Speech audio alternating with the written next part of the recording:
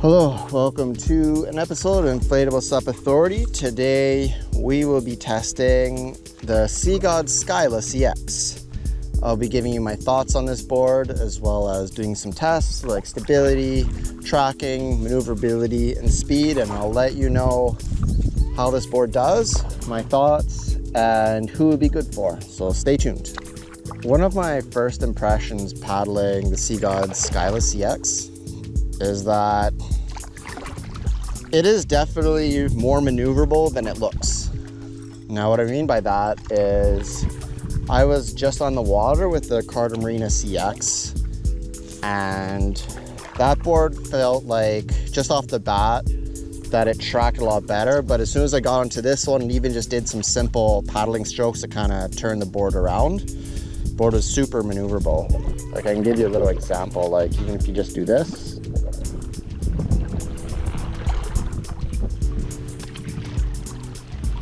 it maneuvers pretty well. Oh, there's a heron, that's cool. So right off the bat, I kind of feel like this would be compared a little bit more to an all-around board, but let's stand on the board, see how stable it is, and get some actual performance tests while standing. So let's do it. Okay, now we're gonna stand on the Skylla CX and see what happens. So let's do it.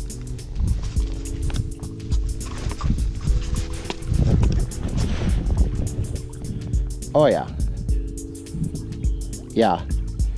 This board, as I kind of figured, feels a little bit more stable than the Carta Marina. Feels like a little bit more of a platform that has good primary stability, while the Carta Marina feels like it has a little bit more secondary stability, so like side to side action essentially. The little delay on my way to standing is the fact that the leash was wrapped around my leg, so just in case you're wondering why it took me so long. So overall, I kind of feel like my suspicions were true. Kind of does feel a little more like you're standing on an all-around board. Doesn't necessarily look like an all-around board though because of the pointed nose, but it definitely, I can feel more primary stability on this board for sure. Some more initial casual paddling impressions I have with the Skylla CX is it feels a lot easier to paddle compared to the Carta Marina CX. And I think a big part of it is because it's almost about 2 pounds lighter. Maybe a little bit, maybe a tiny bit more lighter, but that actually makes a pretty big difference. Like I'm just casually paddling right now and the board responds almost instantly. While with the Carta Marina CX, I kind of felt like I have to put a little bit more force. So I feel like this is definitely, if you were looking, oh, what touring board should I get, the Carta Marina or Skylla CX, I'd say Carta Marina more for longer distance paddling, especially if you want better performance per paddle, you want some tracking.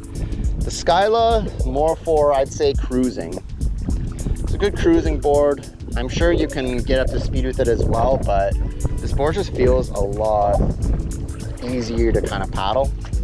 Like I feel like I'm putting way less effort in per paddle stroke. And yes, part of that is the wind is on my back, but I also had the wind on my back with the Carta Marina CX and I had to put just a tad bit more effort per paddle stroke. Now that the wind is not too bad, let's do some maneuverability strokes. So we're going to do reverse sweep stroke first. So let's get that nose pointed to the dock and let's do it. 1, 2, 3.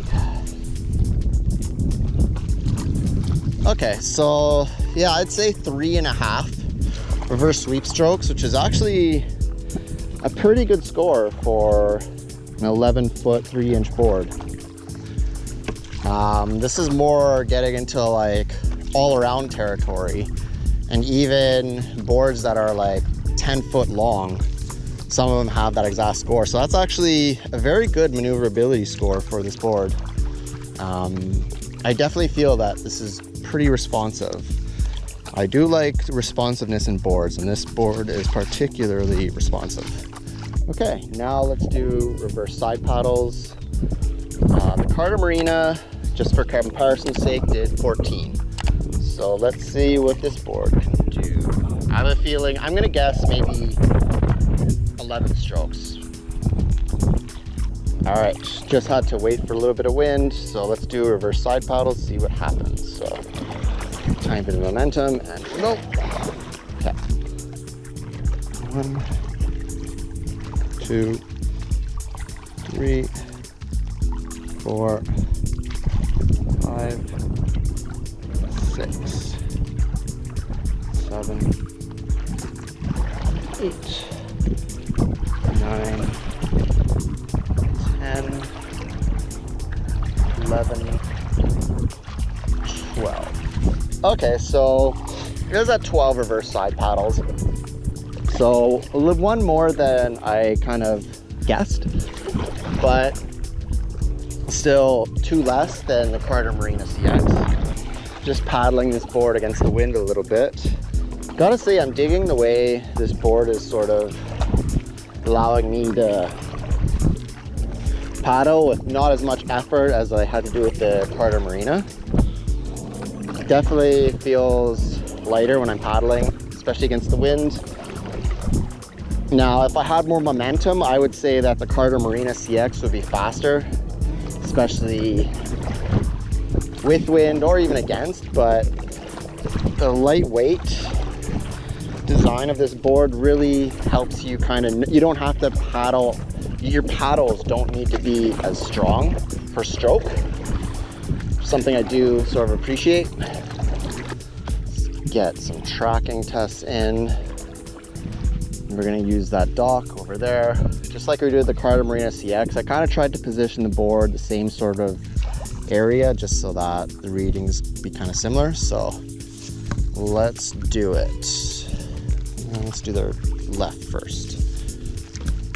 1, 2, 3, 4, 5. Okay.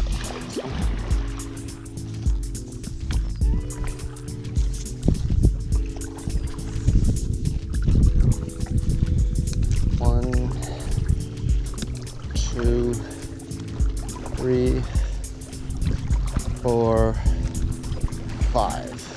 Yeah, so I'd say a solid 5 strokes a side, which is at about, I'd say, the all-around reading, like a good 11-foot all-around board. Like I said, as soon as I hopped onto this board the first time, I felt that it was super maneuverable. It's more maneuverable than perhaps what the board looks like. So these tracking ratings kind of sound in line with what it is. One thing I will say, I think, something that I think, and maybe Seagods will probably disagree with me on this, but I think something that would help with the tracking performance of this board is if you got some side fins attached to the board. I think it would definitely be able to get like another stroke out of it or so. I feel like side fins, not the little dinky 2-inch plastic ones, but actual proper attachment side fins that are like 5 inches. They do make a bit of a difference when it comes to tracking. And I feel like for touring boards, you want speed, but because this is a cross touring board, it's kind of like in between of an all-around board and sort of a touring board. I would say that it would benefit from having side pins just to improve the tracking score a bit, and that way as well you can sort of fine-tune the board. So if you want to focus on more maneuverability, you can take the side pins off. If you wanted to add a bit more tracking, maybe you're going a little bit further and you don't want the nose to wag as much, then you could put the side pins on there. I wouldn't do that necessarily for the Carta Marina CX, but I think the Skylla CX it'd be a pretty good addition. As we're kind of doing a little bit of a crisscross applesauce in this lake, kind of going back and forth, locals are probably wondering what the hell I'm doing. But we're just going to do a little bit of a speed test. A little bit of a forewarning, my back is acting up a little bit, so the strokes are probably not going to be as powerful, but at least I can kind of see how this feels versus the Carta Marina CX I just tested like 15 minutes ago. So let's do it.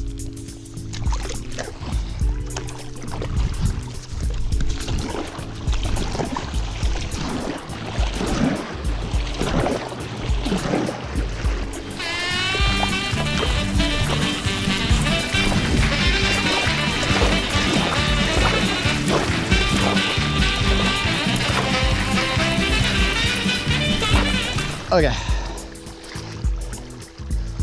so from an on-water feel, kind of feels about the speed, maybe a little bit quicker than an all-around board, but I would say it is not quicker than the Carta Marina CX. Now, obviously this board is wider. It's a little bit of a thicker sort of board, so you're not necessarily. So the Skylla CX is a bit wider than the Carta Marina CX. It doesn't feel more hydrodynamic. And I was kind of looking at the nose whenever I was doing those hard strokes. I noticed there was a little bit more wave resistance compared to the Carta Marina.